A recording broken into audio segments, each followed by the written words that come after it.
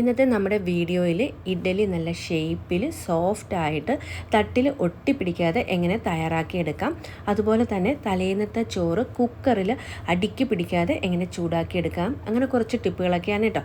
Video കണ്ടു നോക്കിയിട്ട് ഇഷ്ടപ്പെടുകയാണെങ്കിൽ സപ്പോർട്ട് ചെയ്തേക്കണേ.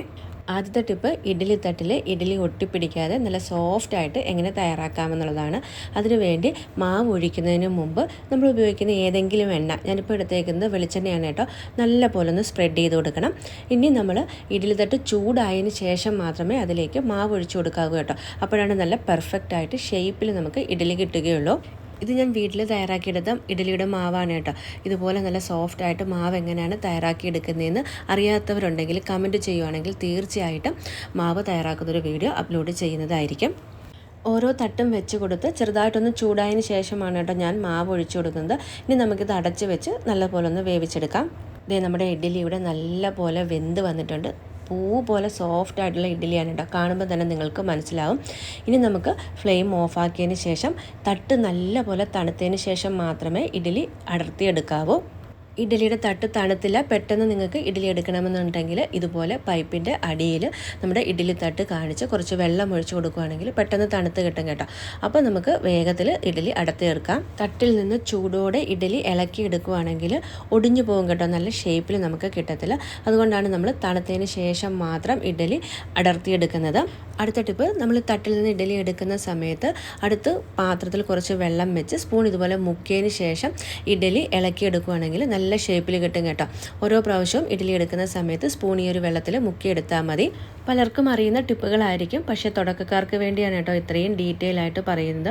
ഒരുപാട് പേര് നമ്മുടെ വീഡിയോയുടെ അടിയിൽ വന്നിട്ട് ഇഡ്ഡലി തയ്യാറാക്കുമ്പോൾ ശരിയാകുന്നില്ല, ചപ്പാത്തി തയ്യാറാക്കുമ്പോൾ ശരിയാകുന്നില്ല എന്നൊക്കെ കമൻറ്റ് ഇടാറുണ്ട് കേട്ടോ. അവർക്ക് വേണ്ടിയാണ് വീണ്ടും ഞാൻ വീഡിയോ ചെയ്തിട്ടുള്ളത്. ചപ്പാത്തി നല്ല സോഫ്റ്റായിട്ട് എങ്ങനെ തയ്യാറാക്കാമെന്നുള്ള വീഡിയോ ഇതിനു മുമ്പ് അപ്ലോഡ് ചെയ്തിട്ടുണ്ടായിരുന്നു കേട്ടോ. അതിൻ്റെ ലിങ്കും ഞാൻ ഡിസ്ക്രിപ്ഷൻ ബോക്സിൽ കൊടുക്കാം. ഇതേ കണ്ടില്ലേ, ഒരു ഇഡ്ഡലി പോലും ഉടഞ്ഞു പോയിട്ടില്ല. നല്ല പെർഫെക്റ്റ് ഷേപ്പിൽ നമ്മൾ ഹോട്ടലിലൊക്കെ വാങ്ങുമ്പോൾ എങ്ങനെയാണോ കിട്ടുന്നത് അതേ ഷേപ്പിൽ നല്ല സോഫ്റ്റ് ആയിട്ട് കിട്ടിയിട്ടുണ്ട് കേട്ടോ. അപ്പോൾ സോഫ്റ്റ് ആയിട്ടുള്ള ഇഡ്ഡലിയുടെ മാവ് തയ്യാറാക്കുന്ന വീഡിയോ ആവശ്യമുള്ളവർ കമൻറ്റ് ചെയ്യുവാണെങ്കിൽ തീർച്ചയായിട്ടും ഉടനെ തന്നെ ആ വീഡിയോ അപ്ലോഡ് ചെയ്യുന്നതായിരിക്കും. അടുത്ത ടിപ്പിലേക്ക് നമുക്ക് പോകാം. നമ്മൾ ചാനൽ തുടങ്ങിയതിന് ശേഷം റിപ്പീറ്റഡായിട്ട് നമുക്ക് വന്നിട്ടുള്ളൊരു കമൻറ്റാണ് കേട്ടോ, തലേന്ന് വെച്ചിട്ടുള്ള ചോറ് നമ്മൾ ചൂടാക്കി എടുക്കുമ്പം ടേസ്റ്റ് കിട്ടുന്നില്ല അല്ലെങ്കിൽ ശരിയായിട്ട് വരുന്നില്ല എന്നുള്ളത്. ഈ ഒരു രീതിയിൽ നിങ്ങൾ ചെയ്യുവാണെങ്കിൽ അന്ന് വെച്ച ചോറ് പോലെ നല്ല പളുങ്ക് മണി പോലുള്ള ചോറ് നിങ്ങൾക്ക് കഴിക്കാനായിട്ട് പറ്റും കേട്ടോ. ഇതിപ്പം തലേന്ന് വെച്ച ചോറ് ഫ്രിഡ്ജിൽ വെച്ചത് അരമണിക്കൂർ മുമ്പ് ഞാൻ പുറത്തെടുത്ത് വെച്ചതാണ് കേട്ടോ. ഇനി നമുക്ക് ഇതൊരു പാത്രത്തിലേക്ക് മാറ്റി കൊടുക്കാം. അതിനുശേഷം ഇതിലേക്ക് നേക്ക വെള്ളം ഒഴിച്ച് നല്ല പോലെ ചോറ് ഞാനൊന്ന് കഴുകിയെടുക്കുന്നുണ്ട് കേട്ടോ. ചോറിലെ തണുപ്പ് മാറാനും നമ്മൾ കുക്കറിൽ ചൂടാക്കുന്ന സമയത്ത് അടിക്ക് പിടിക്കാതിരിക്കാനും വേണ്ടിയാണ് കേട്ടോ നമ്മളിതുപോലെ വെള്ളം ഒഴിച്ചിട്ട് ഒന്ന് കഴുകിയെടുക്കുന്നത്. ഒരു അരിപ്പ പാത്രത്തിലേക്ക് ഈ ഒരു ചോറും വെള്ളവും കൂടെ ഒഴിച്ചു കൊടുത്ത് നല്ല പോലെ ഇതിൻ്റെ വെള്ളമൊക്കെ കളഞ്ഞതിന് ശേഷമാണ് കേട്ടോ നമ്മൾ കുക്കറിലേക്ക് ഇട്ട് കൊടുക്കുന്നത്. ഈ ഒരു രീതിയിൽ തന്നെ തലേന്ന് വെച്ച റേഷൻ അരി നമുക്ക് ചൂടാക്കി എടുക്കാവുന്നതാണ് കേട്ടോ. ഇപ്പോൾ നമ്മുടെ ചോറിലെ വെള്ളമൊക്കെ മാറി കിട്ടിയിട്ടുണ്ട്. ഇനി നമ്മൾ കുക്കറിലേക്ക് ഇട്ട് കൊടുക്കുന്ന സമയത്ത് കുക്കറിലും വെള്ളത്തിൻ്റെ നനവ് പാടില്ല കേട്ടോ. കുക്കറിലേക്ക് നമ്മൾ ഒരു തുള്ളി പോലും വെള്ളം ഒഴിക്കുന്നില്ല. ഈ കഴുകിയെടുത്തിട്ടുള്ള ചോറ് ഈ ഒരു കുക്കറിലേക്ക് ഇട്ടിട്ട് ഒരു 3 മിനിറ്റ് ചൂടാക്കി എടുക്കുന്നേ ഉള്ളൂ കേട്ടോ. വെള്ളം ഒരു സ്പൂണ് പോലും അല്ലെങ്കിൽ ഒരു തുള്ളി പോലും കുക്കറിലേക്ക് ഒഴിച്ചു കൊടുക്കണ്ട. കുക്കറിലേക്ക് ചോറിട്ട് കൊടുത്തതിന് ശേഷം അടച്ചു കൊടുക്കാം.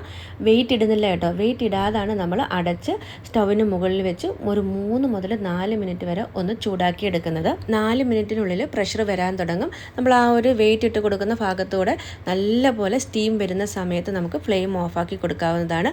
എന്നിട്ട് നിങ്ങൾക്ക് ചോറ് അന്നേരം തന്നെ ഉപയോഗിക്കാം. ഇനി നിങ്ങൾ അന്നേരം ഉപയോഗിക്കുന്നില്ല, കുറച്ച് കഴിഞ്ഞ് മാത്രമേ സെർവ് ചെയ്യുന്നുള്ളെങ്കിൽ വിസിലിട്ട് കൊടുക്കുകയാണെങ്കിൽ നിങ്ങൾ എടുക്കുന്ന സമയം വരെയും നല്ല പോലെ ചൂടായി തന്നെ ചോറ് ഈ ഒരു കുക്കറിനുള്ളിൽ ഉണ്ടാവും. ഇതുവരെ നിങ്ങൾ തലേന്നത്തെ ചോറ് ഈ ഒരു രീതിയിൽ കുക്കറിൽ ചൂടാക്കി എടുത്തിട്ടില്ല എന്നുണ്ടെങ്കിൽ ഒരു പ്രാവശ്യം ചെയ്ത് നോക്കണം കേട്ടോ. അടുക്കി പിടിക്കാതെ നല്ല പോലെ തന്നെ നമുക്ക് എല്ലാ ചോറും ഈവനായിട്ട് ചൂടായിട്ട് കിട്ടും. ഞാനിപ്പോൾ എന്തേ ഒന്ന് തുറന്ന് നിങ്ങളെ കാണിച്ചു തരാം. 4 മിനിറ്റ് കഴിഞ്ഞതിന് ശേഷമുള്ള നമ്മുടെ ചോറിൻ്റെ അവസ്ഥയാണ് കേട്ടോ. ഒട്ടും തന്നെ കുഴഞ്ഞു പോയിട്ടില്ല, നല്ല പളുങ്ക് മണി പോലെ കിട്ടിയിട്ടുണ്ട്. അതുപോലെ തന്നെ നമ്മുടെ കുക്കറിൻ്റെ അടിക്കും പിടിച്ചിട്ടില്ല കേട്ടോ. ഈ ഒരു രീതിയിൽ ചെയ്തെടുക്കുമ്പം തലേന്നത്തെ ചോറാന്ന് അറിയത്തേ ഇല്ല. നമ്മൾ അന്നേരം വെച്ച ചോറിൻ്റെ ടേസ്റ്റ് ആയിരിക്കും കേട്ടോ. വെള്ളം പിടിക്കുകയോ അല്ലെങ്കിൽ വെള്ളത്തിൻ്റെ ചെവിയോ ഒന്നും ഉണ്ടാവത്തില്ല. ഇപ്പം ഞാനിത് ഈ ഒരു സമയത്ത് സെർവ് ചെയ്യാത്തത് കൊണ്ട് തന്നെ വെയിറ്റ് ഇട്ട് കൊടുത്തിട്ട് അടച്ചിങ്ങനെ വെക്കുകയാണ് കേട്ടോ. ഒരു 2 മണിക്കൂറോ 3 മണിക്കൂറോ കഴിഞ്ഞ് നമ്മൾ തുറന്ന് നോക്കിയാൽ നല്ല ചൂടോട് കൂടി തന്നെ ഇരിക്കും. ചപ്പാത്തിക്ക് മാവ് തയ്യാറാക്കുമ്പം ബാക്കി വരുന്നത് ഇതുപോലെ പാത്രത്തിലാക്കി നമ്മൾ ഫ്രിഡ്ജിൽ വെക്കാറുണ്ട്. അടുത്ത ദിവസം എടുത്ത് ഉപയോഗിക്കാൻ നോക്കുമ്പോൾ നല്ല കല്ല് പോലെ കട്ടിയായിട്ടിരിക്കും. അപ്പം പെട്ടെന്ന് ഈ കല്ല് മാറി മാവ് സോഫ്റ്റ് ആയിട്ട് കിട്ടാൻ അടിപൊളി ഒരു സൂത്രം പറഞ്ഞുതരാം. ചപ്പാത്തിയുടെയൊക്കെ മാവ് ഫ്രിഡ്ജിൽ വെക്കുമ്പം ഇതുപോലെയുള്ള സ്റ്റീൽ പാത്രങ്ങളിൽ അടച്ചു വെക്കാനായിട്ട് ശ്രദ്ധിക്കണം കേട്ടോ. അങ്ങനെ ആകുമ്പം എടുക്കുന്ന സമയത്ത് മാവിന് ടേസ്റ്റ് വ്യത്യാസമൊന്നും ഉണ്ടാവില്ല. പിന്നെ പെട്ടെന്ന് സോഫ്റ്റായിട്ട് കിട്ടാനായിട്ട് ഒരു പാത്രത്തിലേക്ക് കുറച്ച് വെള്ളം വെച്ച് ഒന്ന് ചൂടായി വരുമ്പം നമ്മൾ ഫ്രിഡ്ജിൽ നിന്ന് എടുത്ത് വെച്ചിരിക്കുന്ന ചപ്പാത്തിയുടെ പാത്രം ഉണ്ടല്ലോ, ആ മാവിരിക്കുന്ന പാത്രം ഈ വെള്ളത്തിലേക്ക് വെച്ച് കൊടുത്ത് ഒരു 5 മിനിറ്റ് ഒന്ന് ചൂടാക്കി എടുത്ത് കഴിയുമ്പോൾ മാവ് നല്ലപോലെ സോഫ്റ്റായിട്ട് കിട്ടും കേട്ടോ. ഈ ഒരു മാവ് വെച്ച് ചപ്പാത്തി തയ്യാറാക്കുകയാണെങ്കിൽ തലേന്നത്തെ മാവാണെന്ന് തോന്നുകയില്ല.